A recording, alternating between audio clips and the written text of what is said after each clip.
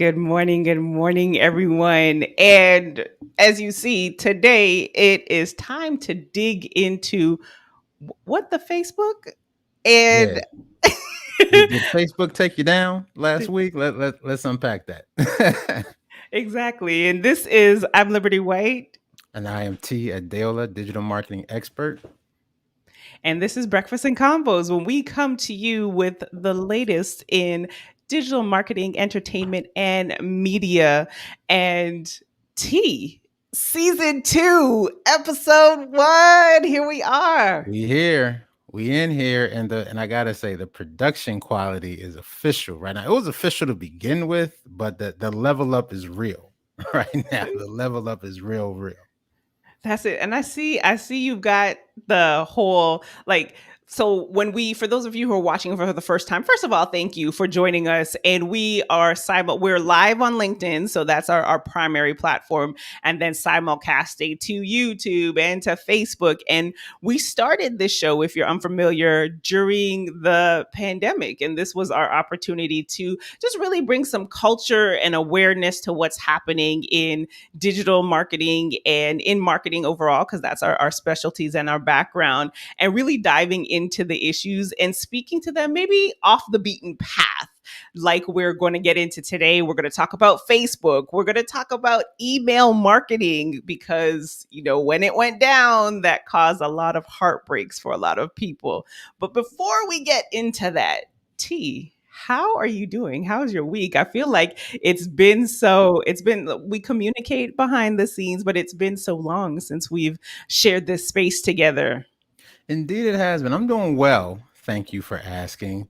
I'm doing great, as a matter of fact. Let me not be humble. I am speaking at BitCon 2021 at the end of the week. More on that later. So, not too much foreshadowing, but I'm always really excited to have the opportunity to speak alongside some legit heavy hitters in the space. Like, when I look at the roster, my head spins sometimes like I get to speak with them. Now, mind you, I'm in a breakout session. I'm not on the main stage. So if this was like a real live conference, I would be the session like way down the hall next to the broom closet. But I'm in there, right? So I'm there. So don't even trip. But I am doing absolutely fantastic. Liberty. How about yourself? I'm doing well. I'm doing well. It's a new week, always exciting in the world of entrepreneurship. But more importantly, what I'm super excited about is that I think I mentioned this last year, working on a digital marketing planner. It's actually been 2 years in the making because when I first started, and for those of you who don't know, I run a video marketing agency. And there are times that the B2B companies or the nonprofits or maybe some smaller business owners may not have the resources that they want to create the kind of content that they need. And so it's just taken so much time to like drill down a lot of that information, making it really simple and making it easy to digest so that someone can do it on their own. That's why it's called the DIY video marketing planner, the do it yourself. So finally got that out into the world. And so thank you. We need sound effects. That's Yes. what we need to bring you. Yes. So it's That the season ho two. ho ho. Yes, The yes. Some season of two that. goal, the level up is some sound effects because, marketing can be, dry and boring to some. And so that's we re-add the flavor and the spice to it.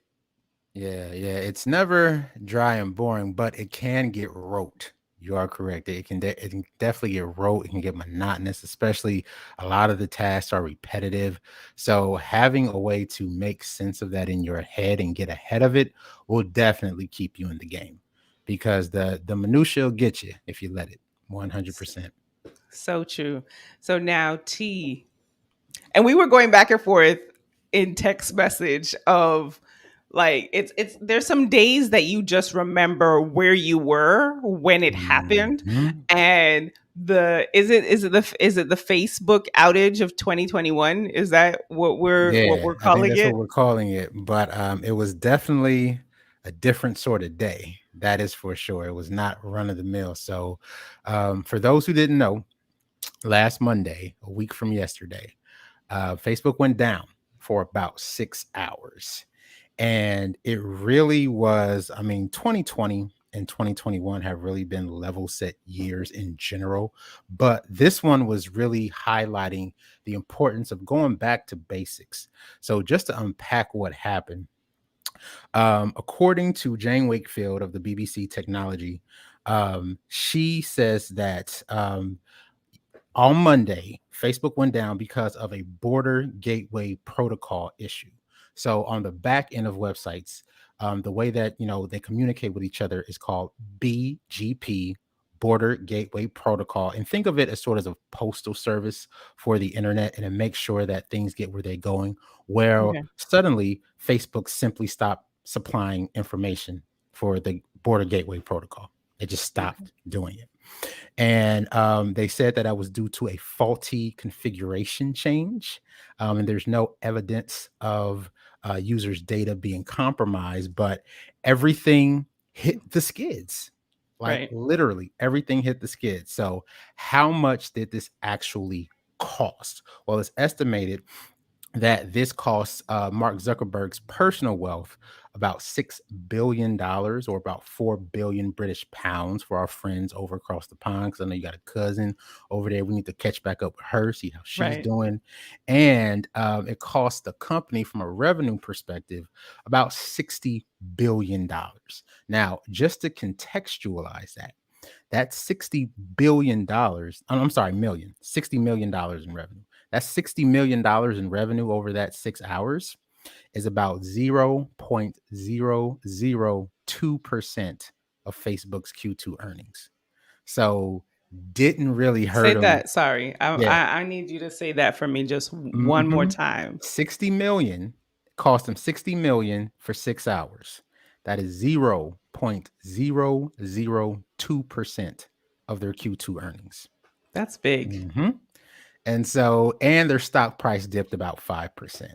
which a 5% swing in one day, is not good, but it's not anything that's catastrophic, if that makes sense. So, as per usual, Facebook's bottom line is, very, very resilient, but it came at a time where, of course, they're, in the midst of another PR disaster, because we have a whistleblower Right. exposing how they had tacit knowledge of deleterious effects on mental health, particularly to youth. And so there's Can speculation I around can I that. jump in on that for a minute? Because Mhm. in the back channels and some of the organizations and groups that I'm a part of, and they were sharing, they were breaking down the tactical or the technical side of what happened.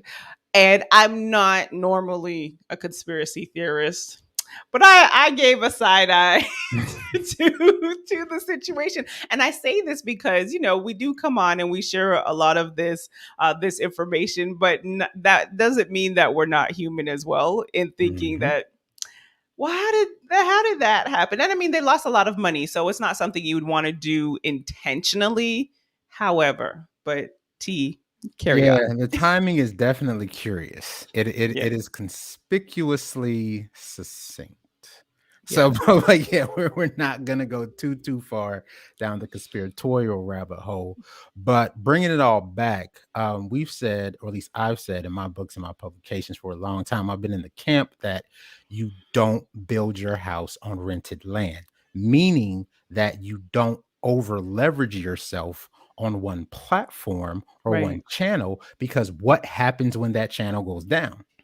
And so, for a very long time, because Facebook is typically very, very reliable, you had some in the space saying, okay, I don't even have a website, I just use Facebook for everything. And strategically, that's not the best. And we got a lesson on why that is, because if you had all of your eggs in the Facebook basket for those 6 hours, you were screwed. You facts, were just screwed. And if you didn't have an email list where you could say, "Hey, meet me over on Clubhouse where we're going to be talking about what's happening," or you couldn't tweet out, or you couldn't communicate with them in some other way right, and transact. If you didn't have a Shopify site, if you didn't have something independent of the Facebook ecosystem, because let's be clear, the when we say Facebook, we're talking about the entire ecosystem, all of the properties that they owned. So WhatsApp, that's WhatsApp, Instagram. Messenger, IG, and in the United States, Messenger is huge, but internationally, it's WhatsApp. So if you got people across the pond, you couldn't talk to them. Like My everything went shut down. down. Funny story on just how that happened. We were working on a report, just our team internally working on a report for a client, and specifically part of it was just some social media strategy. So then I was going to just, final run through, make sure all the links that we recommended that they were working, and I was like, okay, click. Oh, okay, click. And what most people did, like most people, I went to I went to Twitter instantly after that. I was like, let me see, is Facebook down? And of course, the hashtag Facebook is down, Instagram down, and just as a side note, and I'll let you definitely get back to just breaking down the impact side, is that Twitter won. Twitter won the day because there are people that I've not spoken to, and just seeing, and even a lot of the brands, how they were communicating, and it was, and my cousin, as you said, she hit me up on Apple Messenger because we typically do converse on WhatsApp. So you're right, like it's the entire ecosystem of Facebook. So it's not just Facebook, it is all those other platforms and how people are doing business and communicating and going into this holiday season. And I'm looking forward to our breakdown, where you do talk about email marketing and not building your house elsewhere, but carry on, because I'm looking forward to these No, no, no. additional This was great. stats. And yeah, it's again, like I said, it's all about level setting and getting back to business because one of the beneficiaries of the pandemic, and I say that respectfully, the pandemic is not a good thing. A lot of people lost their lives. I lost my ex's father, who I was close to. I actually don't tell her that, but I liked him more than I liked her half the time. And so it's been a very, traumatic event. However, it has accelerated digital trends into the future about 4 or 5 years. So now digital transformation is something I've been beating the drum about for years with a Z, not an S, for years with a Z. Now, all of a sudden, it was make or break. But with that, sometimes a lot of best practices went out the window because folks were trying to ramp up very quickly. And this is just a great example of why I say some of the things I say is like, yo, you simply don't over leverage yourself or overexpose yourself in one way, because something that Facebook has been very intentional about doing is leaning into small business. And in return, small business has rewarded Facebook to the point where a lot of its revenue comes from small businesses. So, to talk about a previous PR disaster that Facebook had to face last year for their, sort of sluggish response to hate speech, some civil rights organization organized a boycott where they pulled their spend from Facebook for a month, and these were large companies like Patagonia and a bunch of, noteworthy companies. And the effect was that it really didn't hit Facebook's bottom line too hard. Because while, yes, these large companies have large budgets, in the aggregate, they make up a small portion of Facebook's revenue. Facebook gets most of its revenue from small businesses because, and there's only one Patagonia, there's only one Unilever. There's only one Nike, right? But there are millions and millions and millions of small businesses who only have budgets of like $20 a day.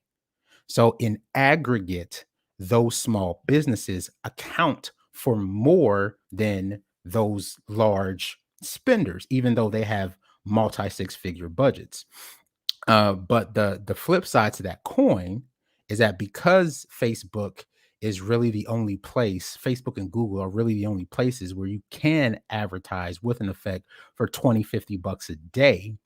A lot of small businesses are overexposed and they rely on Facebook for all of their transacting, and they got burnt.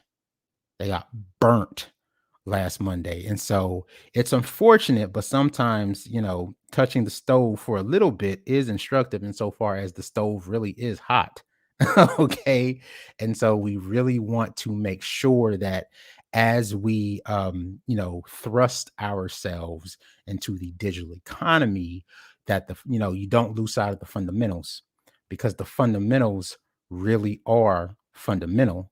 And one of the fundamentals is that you do not build your house on rented land. I have been sluggish getting back on Twitter because Twitter ghosted me. I went to log in one day and my account simply ceased to exist. Now I'll get back on. I'll get back on one, but I'm still protesting because I'm still pissed, because it's like I didn't do anything to violate their terms of service. I was just amplifying Black voices and making sure I retweeted and shared, and was putting on for my people. And because of that, you delete my account? Screw you too. So I've been off Twitter, but it just goes to show that if you're over leveraged on one platform, there's a price to pay for that. I can't hear you. You are muted, ma'am.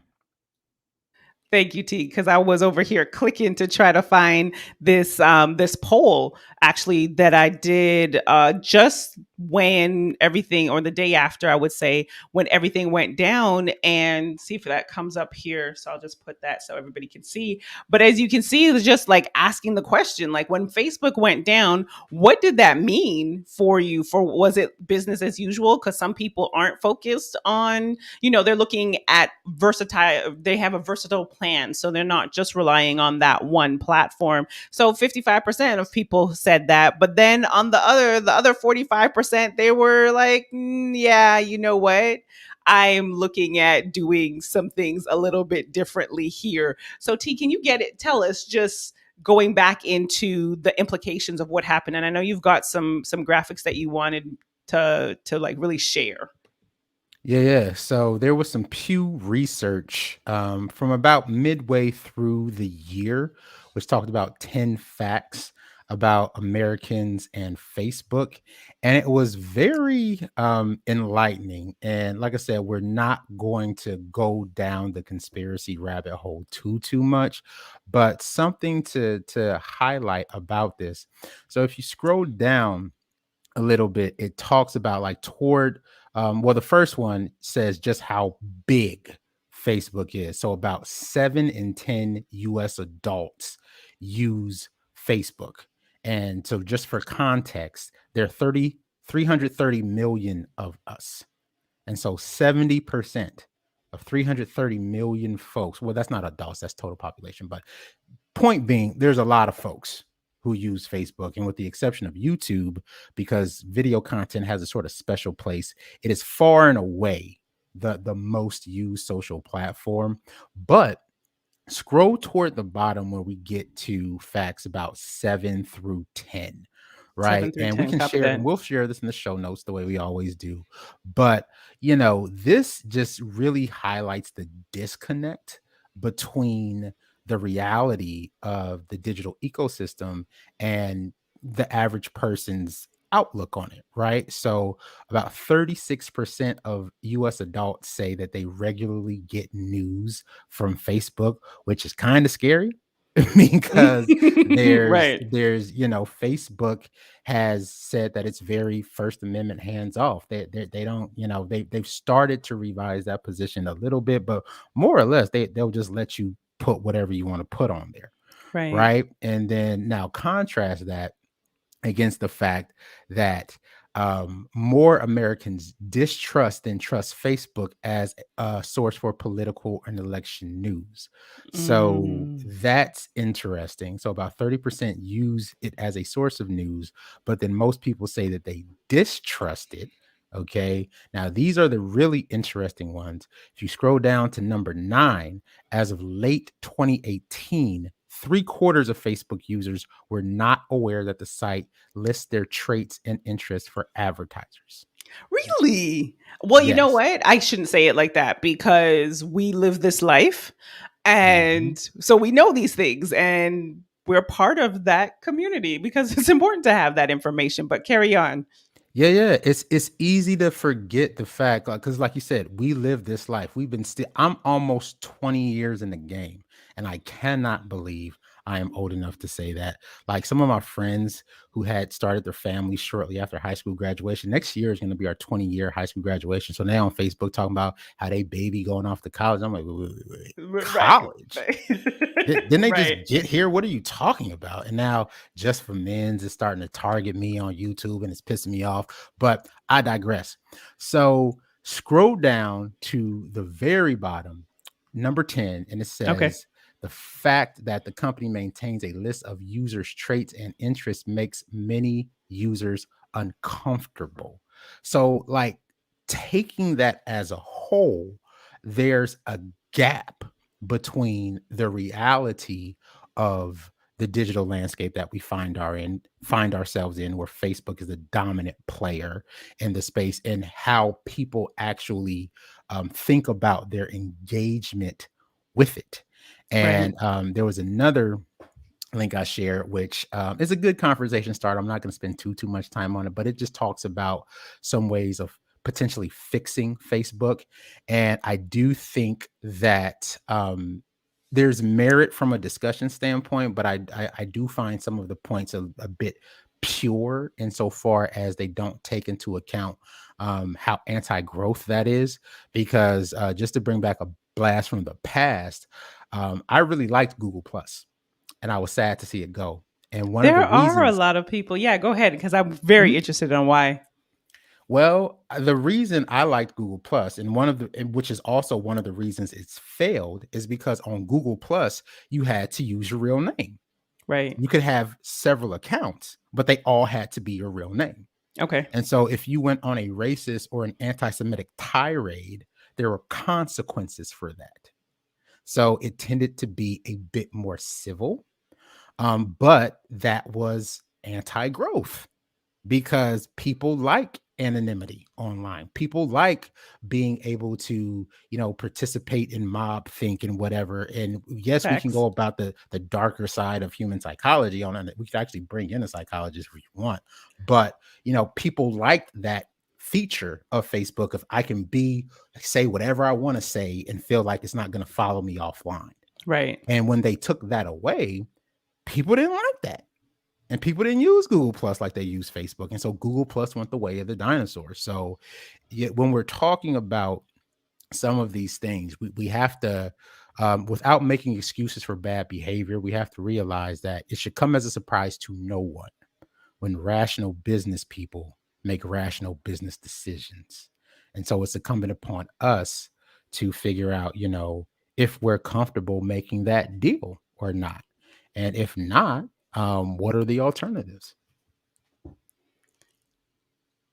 And that is why, first of all, I love that you're my co host because you go so deep into it. And we want to hear from you. And I know that, hey, George, I should have pulled that up. Thank you so much for watching because that was part of even doing breakfast and convos is getting people into this conversation, especially whether you're a marketer, whether you are that one man team, one person team in your office, is that while you're being pulled in so many directions, well, here is some of the deeper implications of what's happening so that you can then, whether it be your own marketing plan for our small business people or our solopreneurs, but then also those in larger teams of really looking at, okay, what do we need to shift, especially since we are getting into the holiday seasons. Like those ads are already going, like I see Black Friday ads, and I see the Black Friday ads, I see the holiday ads, I see the 2022, ads coming through. And what is your plan, knowing full well, okay, first of all, Facebook doesn't have these glitches too often. However, are you future proofing yourself? And one of the ways that you do that is by making sure, your website, because there's conversations that happen. And I'm also trying to be mindful of time too. So I'll wrap here of those conversations where people are like, oh, you don't need a website anymore. You own your website. Yes, you do. Hello? Yes, you do. You 100% do. And that transitions nicely into the breakdown because what we're going to Yes. talk about is the importance of email. Yes, email. And I teach this in my classes because I also teach digital marketing at the collegiate level. is that email is the undisputed heavyweight champ on the revenue side of things, right? And there are some best practices. Excuse me, voice got really deep. There are some best practices about email marketing that you really want to have at the core of your business, because email is like, to not have an email in a digital economy is the equivalent of being homeless. No bueno. Let that soak in. You can't sign up for social media. You can't do online banking. You can't do a lot of things without an email, Yes.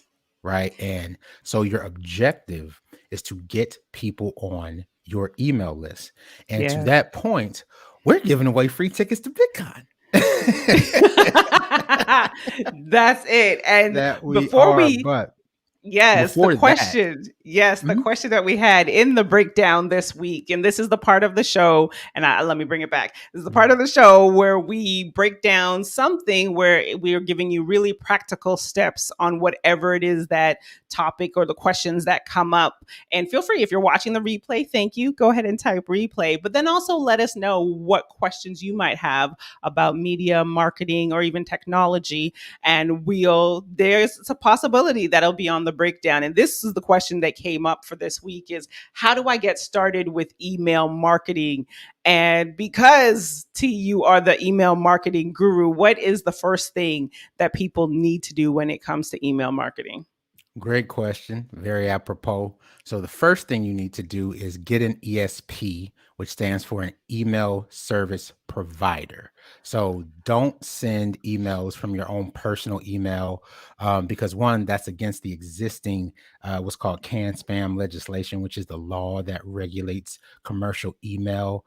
And it also violates GDPR and a bunch of acronyms that are just govern commercial communications electronically. So an email service provider is somebody like a MailChimp, somebody like a HubSpot at the enterprise level, but more bulky flavor is Salesforce. So you want to get an email service provider. That way you're CAN spam compliant, you're GDPR compliant, and you don't have to worry about any of these laws coming to get you. The second Mm, thing that you want to do is you want to give value first. So a friend of the show, James Oliver Jr. from the Parentpreneur Foundation, he lives by this mantra of give first. So you want to give value before you try to extract it. So don't be all about buy my stuff, here's a coupon, buy my stuff. You want to actually give value, and which right. leads to the third point of we want to use email as a way to build relationships. It's not about, the quick hit, the quick sale, and they never hear from you again until you want something else. You need to provide value consistently, have it be a two-way conversation, and actually build a relationship over time. And once So you can get you good at that, then you're in there.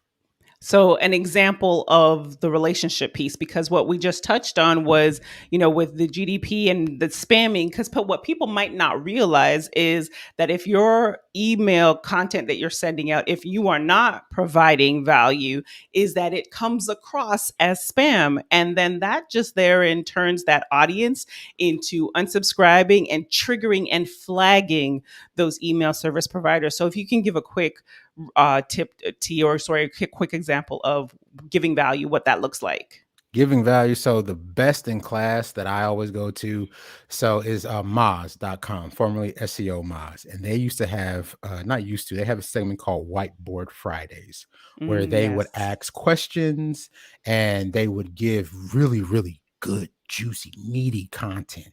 And they would do a whiteboard and they would take pictures of the whiteboard. It's on video. And then they would ask you, what else do you want to learn? How else can we help you?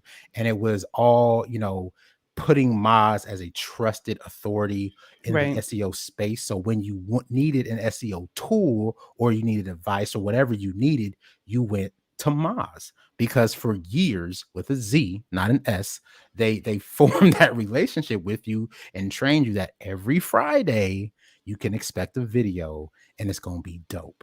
And so Whiteboard Fridays from Moz is probably one of the best in class examples of building relationships over time via email. Awesome. So I know that I threw in this bonus tip. So T, you gave us that you've got to number one, Get a ESP. okay. And then number two, you give value. And number three, you build relationships. And those easy to do, that like you can have that strategy session with your team or yourself, me, myself, and I, if you're a solopreneur, and then plan your content out. Not the reason that you want to plan, and I talk about this in the DIY video marketing planner, is because that way you have an opportunity to do things on the fly. There were a number of businesses, and maybe we'll put this in our email list in the show notes, that they were able to move on the fly last week and pause, their existing emails, because here's something that's happening in real time and we can provide value by inserting whatever the conversation is. So by planning that out, writing out your content in advance, scheduling your content in advance, just taking a lot of the stress off of you. Because for many of you, and we want to know, what do you find is the hardest, the biggest challenge, why you might not have started doing your email list. But that was our breakdown for today, just giving you those 3 quick tips on how you can get started with your email marketing. And I know, T, you have some news that you've been teasing out before we wrap the show today. And before that, if you need help planning out your content, Liberty's DIY planner is now available. Yes, we plugs over on this side. Okay, we capitalists over here. There it Revenue is. over There it everything. is. Okay, Thank so you yeah, so much, get that. Kyle. You need that. But yes, so if you join our email list where we give great content and tips, we are giving away 5 tickets to BitCon 2021. So no, I did not mispronounce the cryptocurrency. This is BitCon, Blacks in Technology Conference. So headlining this year are Damon John, you have Angel Rich, Rodney Sampson, a bunch of dope folks in the Black tech space. Again, I'm not on the main stage, but I am in the But building. Trust me. speaking of dope folks, because Yes. that's how we do. We tag team here on Breakfast and Combos. On Friday, this coming Friday at 3:15, we've got our OT Adeola, and he's talking about advancing Advancing digital digital readiness. readiness. Give us a quick what can we expect, T? So I'm just going to be talking about cradle to career success strategies and what the actual landscape of digital marketing looks like, because right now current STEM models are limited. So we need to open that up so that it accounts for the realities of the digital landscape. And yeah, it starts tomorrow. So it's going to be Wednesday, Thursday, Friday. I'll come on Friday. Join our email list, link in the description with the bit.ly and everything. And yeah, bit.ly bit.ly/get BAC updates. And the first 5 folks, we will email you a link for a free ticket to BitCon. Absolutely free. So not just for my session though. Like, I mean, let's keep it a man. I'm the The only one you want to entire see. conference. The entire conference. Damon John, Angel Rich, Rodney Sampson, like it's a laundry list of dopeness. Okay, you don't want to miss it. So go to that link, sign up. We got a free ticket waiting for you for the first 5 folks who sign up, because we live it over on this side. I wouldn't give you a tip and then not do it, right? So if I say give value, that's what we're going to do. So that's our value for you. Awesome. Thank you so much, T, for providing that. I'm looking forward to Friday, and I mean the conference overall, but we support each other. So I look forward to your session on Friday. And it looks like we're past time for this morning on Breakfast and Convos. But let's run it back to you. What did we speak about on this episode? And we can tease out next week. So this episode, we talked about why you don't build your house on rented land and why the Facebook outage highlighted that, as well as give you 3 tips for email marketing success, because that is the foundation of a lot of your revenue online. There it is. And we look forward to seeing you right back here next week, Tuesday at 11 a.m. for another episode of Breakfast and Convos. I am your host, Liberty White. And I am T. Adeola signing off. Awesome. We'll catch you all next week. Bye.